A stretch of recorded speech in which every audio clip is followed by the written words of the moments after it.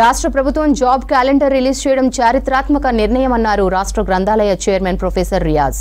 నిరుద్యోగులు పోటీ పరీక్షలకు ఎలా ప్రిపేర్ కావాలో, ఏ పరీక్షకు ఎంత సమయం ఉంటుందో అవగాహన జాబ్ క్యాలెండర్ ద్వారా వస్తుందన్నారు. జాబ్ క్యాలెండర్ను వ్యతిరేకించడం అంటే ఉద్యోగాల కల్పనను వ్యతిరేకించడమే అన్నారు.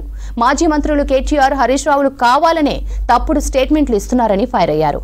హైదరాబాద్ అశోక్ నగర్లో Indian society structure, issues and social movements అనే అంశాలపై బద్దం పురుషోత్తం రెడ్డి రూపొందించిన గ్రూప్ 1 మెయిన్స్ పుస్తకాన్ని రియాజ్ ఆవిష్కరించారు.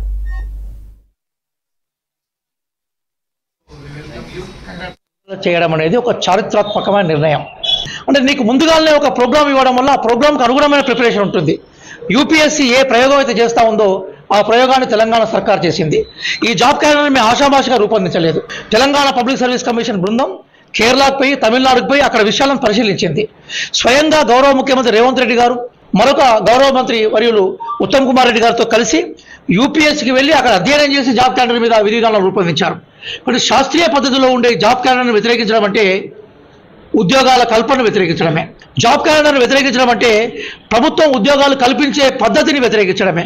కాబట్టి దయచేసి ప్రతిపక్షాలకి, ప్రధానంగా కేటీఆర్ గారికి, హరీష్ రావు గారికి నేను విజ్ఞప్తి చేసేది ఏంటంటే, మీరు ఇప్పటికైనా కూడా రియలైజ్ కండి, జాబ్ క్యాలెండర్ ఉద్యోగార్థులకు ఉపయోగకరంగా ఉన్నది.